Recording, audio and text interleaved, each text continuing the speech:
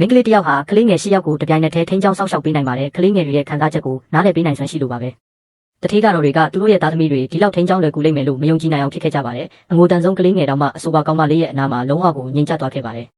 အဲ့ဒီနောက်တထေးကတော့တယောက်ကလာစာကောင်းကောင်းပေးပြီးကလေးထိန်းချောင်းရေးအထူးကျွမ်းကျင်သူအဖြစ်ခေါ်ယူခြင်းခဲ့ပါတယ်တခြားသူထေးကတော့တွေလည်းကောင်းမလေးကိုသူတို့ရဲ့သားသမီးတွေအတွက်ငှားရမ်းဖို့အပြိုင်ဆိုင်ဝိုင်းဝန်းကြိုးစားကြပါတယ်အဲ့ဒီအချိန်မှာအရှင်တခင်မလေးကဝင်ရောက်တားဆီးခဲ့ပြီးကောင်းမလေးကသူတို့မိသားစုရဲ့တည်တံ့ကလေးထိန်းပညာရှင်ဖြစ်ကြောင်းပြောဆိုခဲ့ပါတယ်နောက်တစ်နေ့မှာတော့အရှင်တခင်မလေးကကလေးတွေကိုကူညီပေးဖို့ကောင်းမလေးကိုအစောကြီးအတင်းကျပ်နှုတ်ခဲ့ပါတယ်ဒါပေမဲ့ကောင်းမလေးကိုယ်တိုင်ကမနေ့ကကလေးတွေနဲ့ကစားပေးမယ်လို့ကတိပေးထားခဲ့တာကိုမေ့သွားခဲ့ပါတယ်အရှိမှာကလေးငယ်တွေရဲ့မိခင်တွေရောက်ရှိနေပြီးကလေးတွေကလည်းကောင်းမလေးကိုမတွေ့ရလို့စက်တိုက်ကိုကျွေးနေကြပါတယ်အဲ့ဒီအခါမှာကောင်းမလေးကသူမရဲ့တတိကိုတတိယသွားပြီးအမြန်ဆုံးဆင်းလာခဲ့ပါတယ်ကလေးတွေလည်းကောင်းမလေးကိုမြင်တာနဲ့ပျော်ရွှင်စွာပြေးလာကြပါတော့တယ်အင်ကြီးရဲ့တခင်ဖြစ်တဲ့တထေးကြီးကဆင်းလာပြီးအခြေအနေကိုမြင်တဲ့အခါမှာကလေးတွေကကောင်းမလေးနဲ့ကစားရတာအရန်နှစ်သက်ကြတဲ့အတွက်တထေးကတော့တွေကသူတို့ရဲ့သားသမီးတွေကိုပါဒီအိမ်ကိုခေါ်လာခဲ့ကြတာဖြစ်ကြောင်းလက်ထောက်ဖြစ်သူကရှင်းပြခဲ့ပါတယ်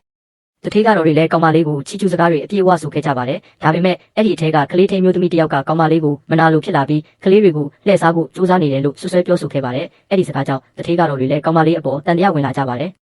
အရှင်တခင်ဖြစ်သူကသူ့ရဲ့အလုပ်သမားကိုအထင်မြင်သေးပြီးစော်ကားတာကိုကြားလိုက်ရတဲ့အခါမှာအိမ်ပေါ်ကနေအမြန်ဆုံးနှင်ထုတ်ခဲ့ပါတယ်အဲ့ဒီအချိန်မှာပဲကလေးငယ်တယောက်ကအငူမရက်ပဲဖြစ်နေတာကိုကောင်းမလေးကသတိထားမိပါတယ်ကလေးမှာချွေးတွေအများကြီးထွက်ပြီးပူနေတာကြောင့်ကလေးထင်းကိုဂျာကင်ချုပ်ပေးဖို့တောင်းဆိုခဲ့ပေမဲ့ကလေးထင်းကလက်မခံပဲကောင်းမလေးကိုပြန်လှည့်ပစ်တင်ခဲ့ပါတယ်ကောင်းမလေးကကလေးရဲ့အင်ဂျီကလုတ်တွေကိုဖြုတ်ပေးပြီးအကျက်တဲကိုဖြည့်ရှင်းပေးလိုက်တဲ့အခါမှာကလေးလည်းငိုရာရက်သွားပြီးချက်ချင်းပဲအဆင်ပြေသွားပါတော့တယ်အဲ့ဒီနောက်မှာတော့ကလေးငယ်ရဲ့မိခင်ကအဲ့ဒီတာဝန်မယူတတ်တဲ့ကလေးထင်းကိုချက်ချင်းပဲအလုပ်ကနေထုတ်ပစ်လိုက်ပါတယ်ဒီဖြစ်ရဲ့ကြောင့်ကောင်းမလေးဟာတထေးကတော့တွေရဲ့ယုံကြည်မှုနဲ့ချစ်ခင်မှုကိုအပြည့်အဝထပ်မံရရှိသွားခဲ့ပါတယ်တထေးကတော့တွေလည်းသူတို့ရဲ့ကလေးတွေကိုကောင်းမွန်စွာစောင့်ရှောက်ပေးဖို့အတွက်လစာငွေတွေကိုတိုးမြင့်ပေးပြီးသူတို့စီမှာပဲအမြဲနေပေးဖို့ဝိုင်းဝန်းတောင်းဆိုခဲ့ကြပါတော့တယ်